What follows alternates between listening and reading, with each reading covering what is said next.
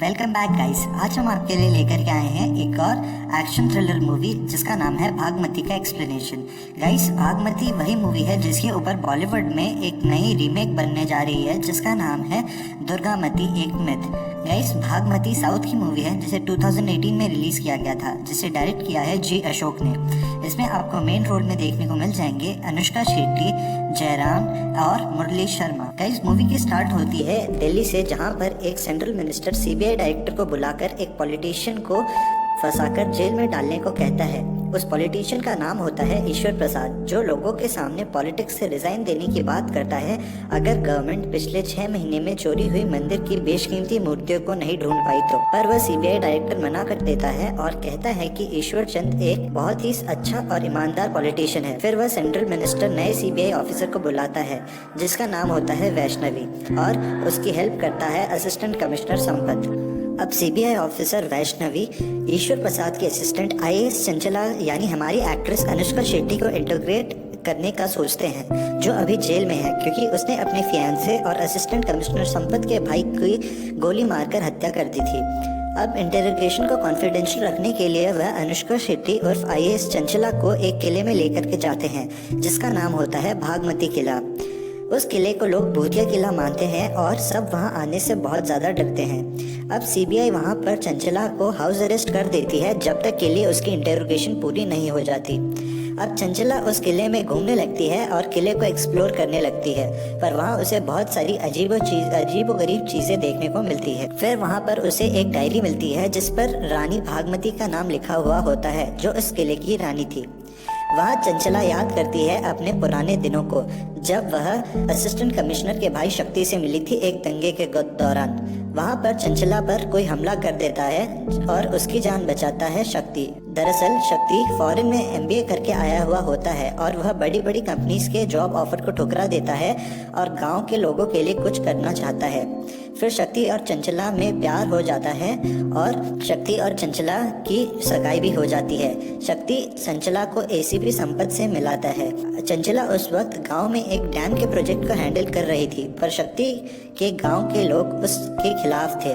तो चंचला के लोग कहते हैं कि अगर वह शक्ति को समझाए तो गांव के लोग भी शक्ति की बात मान लेंगे, क्योंकि गांव के लोग शक्ति की बात को बहुत ज़्यादा मानते थे। अब चंचला शक्ति को समझाती है और वह मान जाता है, और कुछ दिनों बाद चंचला और शक्ति की सगाई भी हो जाती है। फिर वह अपनी यादों से बाहर आती है और उसकी शादी की अंगूठी वहाँ कहीं गिर जाती है और वह उसे निकालने की कोशिश करती है, और इतने में ही उसके पीछे कोई आता है, पर जब वह पलटकर देखती है तो उसे कुछ नहीं दिखाई देता। अगले दिन सीबीआई ऑफिसर वैष्णवी उसे इंटरोगेट करने आती है और उससे पूछती है ईश्वर प्रसाद के बारे में और उसके इलीगल कारनामों के बारे में, पर चंचला कहती है कि वह बहुत ही अच्छा और ईमानदार पॉलिटिशियन है, और वैष्णवी के ला कहने पर भी वह अपनी बात पर अड़ी रहती है और कहती है कि ईश्वर प्रसाद बहुत ही अच्छा पॉलिटिशियन है। फिर रात को जब चंचला महल में घूम रही होती है तो फिर उसे एक बुक मिलती है जिस पर भागमती का नाम लिखा हुआ होता है, और फिर वह उसे पढ़ने लग जाती है और साथ में महल की हर एक चीज़ को भी अच्छे से देखती है। फिर जब वह बुक पढ़ रही होती है तो अचानक से वहाँ पर रखी हुई कैंडल्स बुझ जाती है, और जब वह उन्हें जलाने की कोशिश करती है तो वह दोबारा से अपने आप ही जल जाती है। इसे देखकर चंचला बहुत ज़्यादा डर जाती है और चिल्लाने लग जाती है। फिर उसकी आवाज़ सुनकर 2 हवलदार महल के गेट के पास आते हैं और असिस्टेंट कमिश्नर को फ़ोन करके बताते हैं, पर संपत उन्हें कहता है कि वह नाटक कर रही है और कोई भी महल के अंदर ना जाए और उसका गेट भी ना खोले। फिर चंचला वहीं गेट के पास रात को सो जाती है और सुबह होते हुए दोबारा से सीबीआई ऑफिसर वैष्णवी उसे इंटेरोगेट करने आती है और उसके ना मानने पर उसे जेल से बाहर निकालने का ऑफर देती है और कहती है कि अगर वह ईश्वर प्रसाद को फंसाने में उसकी मदद करेगी तो वह चंचला को जेल से बाहर निकालने में हेल्प करेगी। पर चंचला उसे कहती है कि नहीं, वह ईश्वर प्रसाद के बारे में कुछ भी गलत नहीं कहेगी। उसी रात को चंचला फिर से महल में घूमने लगती है और उसे पेपर से कवर्ड एक पेंटिंग दिखाई देती है दीवार पर। फिर वह पेपर हटाती है तो उसे पेंटिंग में एक फांसी लगाती हुई औरत दिखाई देती है। फिर अचानक तेज से हवा चलती है और एक प्रोजेक्टर उसके पास आकर के गिरता है। फिर वह उसे उठाकर उस रूम से बाहर जाती है, पर अचानक से सभी लाइट्स एक के बाद एक चालू होने लगती है और फटने लगती है। फिर जिसे देखकर चंचला दोबारा से डर जाती है। उसकी आवाज़ सुनकर दोनों हवलदार दोबारा से अंदर आते हैं। वह देखते हैं कि चंचला को कोई मार रहा है पर वह दिखाई नहीं दे रहा। फिर वह चंचला को बाहर ले जाने की कोशिश करते हैं पर कोई चंचला को घसीटते हुए एक कमरे के अंदर ले जाता है। फिर वह दोनों उस कमरे के अंदर जाते हैं दोबारा से चंचला को बाहर ले जाने के लिए। तो जैसे ही वह दोनों अंदर जाते हैं वह देखते हैं कि चंचला ने एक लाल रंग की साड़ी पहन रखी है और रानी की तरह तैयार होकर के खड़ी है। फिर वह उन्हें कहती है कि मैं चंचला नहीं हूँ, मैं भागमती हूँ। फिर चंचला उन्हें बहुत ज़्यादा मारती है और बेहोश हो जाती है।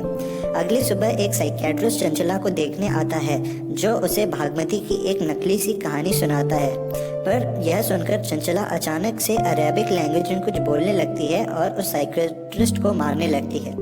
फिर वह चंचला से पूछते हैं कि वो कौन है, तो वह उसे अपने बारे में और भागमती की एक कहानी सुनाती है और कहती है कि वह बहुत ही वीर रानी थी और उसके सेनापति ने उसे धोखा दिया था और उसने उसी किले के अंदर फांसी लगा ली थी। फिर साइकियाट्रिस्ट बाहर आकर सीबीआई ऑफिसर्स और संपत को बताता है कि चंचला दिमागी तौर पर पागल है और उसे वहां से जल्दी बाहर निकाल लेना चाहिए। फिर सीबीआई ऑफिसर्स पता लगाते हैं कि उस महल में सच में भागमती नाम की एक रानी रहती थी और उसे अरेबिक लैंग्वेज आती थी। पर एक सीबीआई ऑफिसर कहता है कि भागमती को अरेबिक लैंग्वेज आती थी, चंचला को अरेबिक लैंग्वेज नहीं आती थी। फिर वहाँ वो एक तांत्रिक को भी बुलाते हैं जो वहाँ पर आते से ही कहता है कि इस महल के अंदर कोई नेगेटिव शक्ति है और वहाँ एक रुद्राक्ष रखता है और कहता है कि अगर इस रुद्राक्ष का कलर काला हो जाए तो समझ लेना यहाँ पर एक बुरी शक्ति है। और साथ ही साथ वह अभिमंत्रित पानी भी रखता है और कहता है कि अगर इस पानी में से कीड़े निकले या बदबू आए तो समझ लेना यहाँ पर कोई नेगेटिव शक्ति है। अब लॉयर संपत को बताता है कि चंचला जेल से रिहा होने वाली है और इसीलिए वह गन लेकर के चंचला को मारने आ जाता है अपनी भाई की मौत का बदला लेने के लिए। पर वहाँ पर वह आकर के देखता है कि रुद्राक्ष का रंग बदल चुका है और वह काला हो गया है और साथ ही साथ जो अभिमंत्रित पानी रखा गया था उसमें से भी कीड़े निकलने लग गए हैं। फिर उसे चंचला के चिल्लाने की आवाज आती है और वह देखता है कि कोई उसे मार रहा है और चंचला फांसी लगा रही है। फिर अचानक से कुछ डरावनी आवाजें होती है और अजीब सी हरकतें होने लगती है चंचला के साथ, जिसे देखकर संपत भी डर जाता है। फिर चंचला अचानक से अपने ही हाथों पर कील ठोकने लग जाती है और दर्द के मारे तेजी से चिल्लाने लगती है और बाद में बेहोश हो जाती है। अगले दिन संपत उसे मेंटल असाइलम में शिफ्ट कर देता है और वहाँ सीबीआई ऑफिसर वैष्णवी आती है। अगले दिन जब वैष्णवी अपनी बेटी को लेकर के जॉगिंग करने जाती है तो उसे ध्यान आता है कि चंचला कोई नाटक कर रही है। फिर वह अपनी पूरी टीम को लेकर भागमती किले में जाती है और अच्छे से सब जगह को चेक करती है और वहाँ उसे दिखाई देता है कि चंचला ने जो भी स्टोरी सुनाई है वह वहीं पर से पढ़ करके उसकी एक कहानी बनाई है और वह सीबीआई ऑफिसर्स और बाकी सब लोगों को सुना करके उन्हें बेवकूफ बना रही थी। दरअसल वहाँ पर कोई भूत नहीं था, यह सब उसका नाटक था। उधर ईश्वर प्रसाद चंचला से मिलने मेंटल असाइलम में आता है जहां वह चंचला को बधाई देता है उसकी बहुत अच्छी एक्टिंग के लिए।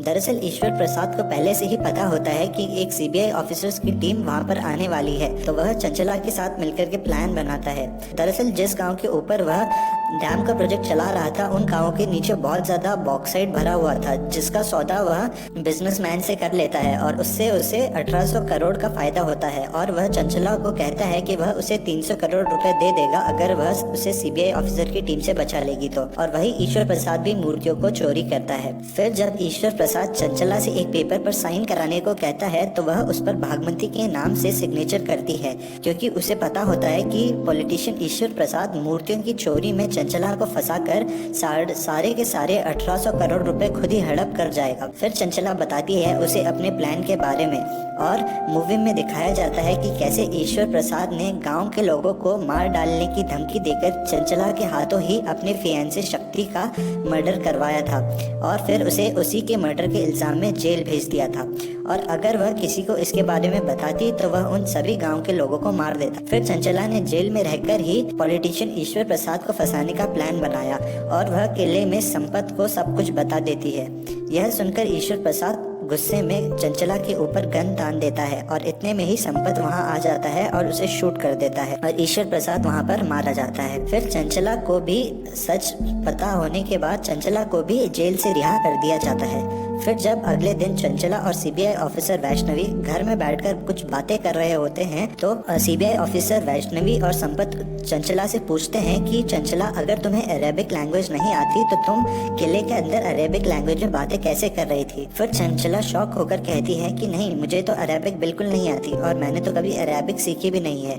और यह देखकर संपत और वैष्णवी घबरा जाते हैं और चौंक जाते हैं। मतलब गाइस कि उस महल में सच में भागमती नाम की एक रानी थी। और उसके बाद मूवी में दिखाया जाता है कि वह जो अभिमंत्रित रुद्राक्ष और अभिमंत्रित पानी था उसे उस टाइम पर तो अनुष्का शेट्टी यानी हमारी चंचला छुपा देती है, पर अब दिखाया जाता है कि उस रुद्राक्ष सच में भी काला हो चुका है और उस पानी के अंदर कीड़े पड़ चुके हैं। इसका मतलब गाइस मूवी में पूरे टाइम असली में कोई भूत था और जिस जिस सीन में चंचला को एक भागमती रानी के रूप में दिखाया गया उस टाइम पे सच में रानी भागमती की आत्मा उसके अंदर आई हुई थी। तो गाइस यह थी हमारी आज की मूवी भागमती। आपको ये वीडियो कैसी लगी हमें कमेंट करके बताना बिल्कुल ना भूलें। अगर आपको ये वीडियो अच्छी लगी तो इसे लाइक कीजिए, शेयर कीजिए और ऐसी नई वीडियोस के लिए मेरे चैनल को सब्सक्राइब करना मत भूलिए।